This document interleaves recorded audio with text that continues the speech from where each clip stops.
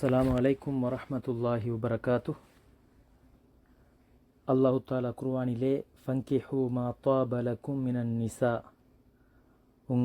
உங்களுடைய மனதுக்கு விருப்பமான பெண்ணை நீங்கள் திருமணம் முடித்து கொள்ளுங்கள் என்று அல்லாஹு தாலா விருப்பத்தோடு திருமணம் முடிப்பதை சொல்கிறான். முடிக்கக்கூடிய ஆணாக இருந்தாலும் சரி, பெண்ணாக இருந்தாலும் சரி, இருவருடைய மனதும் விரும்பக்கூடிய அமைப்பில் இருந்தால்தான் திருமணம் முடிக்க வேண்டும் என்பதாக குர்ஆன் பேசுகிறது. அந்த அடிப்படையில் ஒரு அந்நிய பெண்ணை பார்ப்பது, இச்சையுடன் பார்ப்பது, திடீரென்று படக்கூடிய பார்வையை தவிர வேண்டுமென்று பார்ப்பது கூடாது. ஆனாலும் திருமணம் முடிப்பதற்காக வேண்டி ஒரு பெண்ணை பார்ப்பது இஸ்லாத்தில் அனுமதிக்கப்பட்டிருக்கிறது. ஒரு பெண்ணின் முகத்தை திருமணம் முடிக்கும் நேரத்தில் பார்ப்பது அனுமதிக்கப்பட்டிருக்கிறது. ஏனென்றால் முடிக்கின்ற நேரத்திலே மனது விரும்ப வேண்டும். அப்பொழுதுதான் அந்த திருமண வாழ்க்கை அழகானதாக, ஒருவருக்கொருவர் புரிந்துணர்வோடு அன்பு பரஸ்பரம் உள்ள ரஹ்மத் மவத்தத்துடைய வாழ்க்கையாக, அது இன்பகரமான வாழ்க்கையாக அது அமையும். அதனால தான் திருமணம் என்பது விரும்பி நடைபெறுகின்ற, இரு மனங்கள் விரும்பி நடைபெறுகின்ற அமைப்பு திருமணம். எனவே திருமணம் முடித்த ஒருவர் விபச்சாரம் செய்வாராக இருந்தால் அவருக்கு இஸ்லாம் கடுமையான தண்டனையை குறிப்பிட்டிருக்கிறது. ஏன், விரும்பி முடித்தவர், ஏற்கனவே மனைவி ஒருவர் இருக்கிறார், ஒருவர் போதாத பட்சத்தில் நடுநிலையாக உலக சம்பந்தப்பட்ட அடிப்படையில் பொருட்கள் வழங்கும் விடயத்தில் நடுநிலையாக சரிசமனாக இருப்பது அவசியம். அப்படி ஏழுமாக இருந்தால் 2, 3, 4 என்று திருமணம் முடிக்கலாம். அப்படி அனுமதி இஸ்லாம் வழங்கியிருக்க, ஒரு மனிதன் விபச்சார குற்றத்தில் அவன் விபச்சார நடவடிக்கையில் ஈடுபட்டு அது 4 சாட்சிகளின் மூலம் நிரூபிக்கப்பட்டால் அவனுக்கு கொடுக்கப்படுகின்ற தண்டனை மிகவும் பயங்கரமானது, கடுமையானது. அந்த நேரத்திலே அந்த குற்ற பரிகாரத்தை நிறைவேற்றுகின்ற நேரத்திலே முஃமின்களுடைய உள்ளத்தில் இரக்கமும் வரக்கூடாது என்று அல்லாஹ் தாலா குர்ஆனிலே பேசுகிறான். ஏன், அவ்வளவு மோசமான ஒரு பாவம். ஏன், ஆகுமான மனைவி இருக்க, அதுவும் ஒன்றுக்கும் மேற்பட்ட அனுமதி கொடுத்திருக்க, ஆகுமான வழி இருக்க, ஏன் மோசமான வழியை தேர்ந்தெடுக்க வேண்டும்? ஒரு சமூகம் சார்ந்த ஒரு பிரச்சினை, பல குடும்பங்கள் நிற்கதியாகின்ற பிரச்சினை. எனவே இந்த தண்டனைக்கு, இந்த பாவத்திற்கு அவ்வளோ பெரிய தண்டனை வழங்கப்பட்டிருக்கிறது. அந்த மனிதன் இந்த உலகத்திலே வாழ்வதற்கு தகுதியற்றவன். ஏற்கனவே மனைவி இருக்க, மோசமான வழியில், ஹராமான வழியை, ருசியை கண்டதன் பின்னால் அவன் அதனுடன் நிறுத்தி கொள்ள மாட்டான்.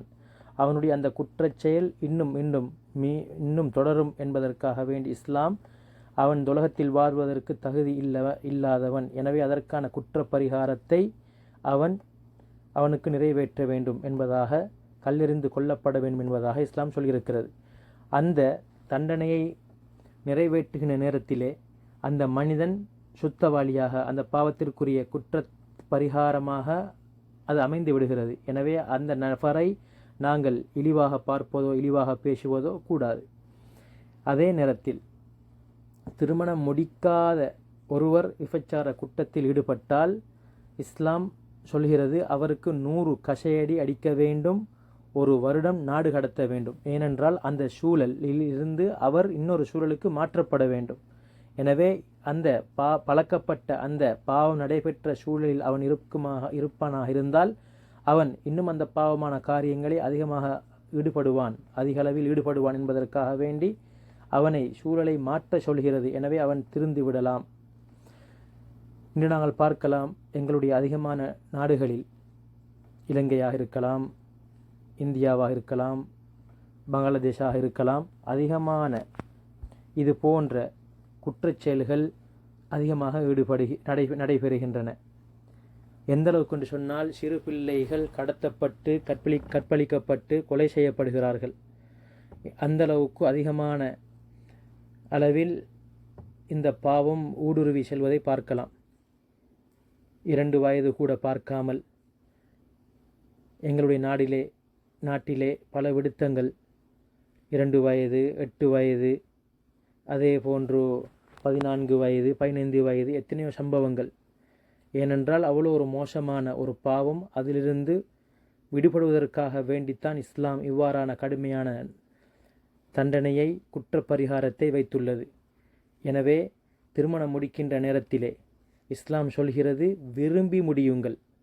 உங்கள் அனைவருக்கும் அந்த உரிமை இருக்கிறது. ஆணாக இருந்தாலும் சரி பெண்ணாக இருந்தாலும் சரி, மனதுக்கு விருப்பமில்லையா தாராளமாக தெரிவிக்க முடியும். எனவே திருமணம் என்பது ஒரு நீண்ட கால வாழ்க்கை. அது எவ்வளோ காலம் நாங்கள் வாழப்போகிறோம் என்று தெரியாது. எனவே முடிக்கின்ற நேரத்திலே மனம் விரும்பி நாங்கள் முடித்தால் எங்களுடைய அந்த திருமண வாழ்க்கை அழகாக இருக்கும். மற்றைய பெண்களை மோசமான பார்வை கொண்டு பார்ப்பதிலிருந்து எங்களை பாதுகாக்கும். மனிஸ்ததா மின்குமுல் பாஅத ஃபல்யதஸவ்வஜ் ஸல்லல்லாஹு அவர்கள் கூறினார்கள், உங்களுக்கு ஒரு பெண்ணை திருமணம் முடித்து அவளுக்கு செய்ய வேண்டிய செலவினங்களை அழகான முறைக்கு அவளை பராமரிக்க முடியுமாக இருந்தால் நீங்கள் திருமணம் முடித்து கொள்ளுங்கள். ஃபைன்னஹு அகல்து லில் பஸர், அது உங்களுடைய பார்வையை பாதுகாக்கும். மோசமான பார்வைகள், கெட்ட பார்வைகள், மோசமான காட்சிகள் பார்ப்பதிலிருந்து உங்களுடைய கண்ணை அது பாதுகாக்கும். வ அஹ்ஸனு லில் ஃபர்ஜ், அது உங்களுடைய அஃபத்தை பாதுகாக்கும். அதிகமான பார்வைகளின் ஊடாகத்தான் இன்று எத்தனையோ மோசமான அந்த பாவங்களுக்கு மனிதன் தூண்டப்படுகிறான். பார்வையின் விளைவாகத்தான் மோசமான விடயங்களில் செய்வதற்கு, விபச்சாரங்கள் செய்வதற்கு, அந்நிய பெண்களை அடிக்கடி மோசமான காட்சிகள் பார்ப்பதற்கு அவன் தூண்டப்படுகிறான். எனவே விரும்பி அழகான முறைக்கு திருமணம் முடித்து விட்டால் நிச்சயமாக எங்களுடைய வாழ்க்கை அழகானதாக இருக்கும். மற்றைய பெண்களை மோசமான பார்வையை பார்ப்பதிலிருந்து எங்களுடைய கண்ணையும் பாதுகாத்து கொள்ளலாம். அதே போன்று எங்களுடைய அஃபத்தையும் பாதுகாத்து கொள்ளலாம். ஸல்லல்லாஹு அலைஹி வஸல்லம் அவர்கள் இன்னொரு ஹதீஸிலே சொன்னார்கள், யார் மையல்மன் லீ மா பைன லஹ்யைஹி வ மா பைன ரஜிலைஹி அல்மன் லஹுல் ஜன்னா, யார் 2 தாடைகளுக்கும் இருக்கக்கூடிய நாவையும் 2 தொடைகளுக்கும் இருக்கக்கூடிய அஃபத்தையும் யார் எனக்காக வேண்டி பாதுகாத்து கொள்வாரோ, நான் அவருக்கு சொர்க்கம் எடுத்து கொடுப்பதற்கு நான் பொறுப்புதாரி, நான் கேரண்டி என்பதாக ஸல்லல்லாஹு அலைஹி வஸல்லம் கூறினார்கள். எனவே எங்களுடைய திருமண வாழ்க்கையை அழகான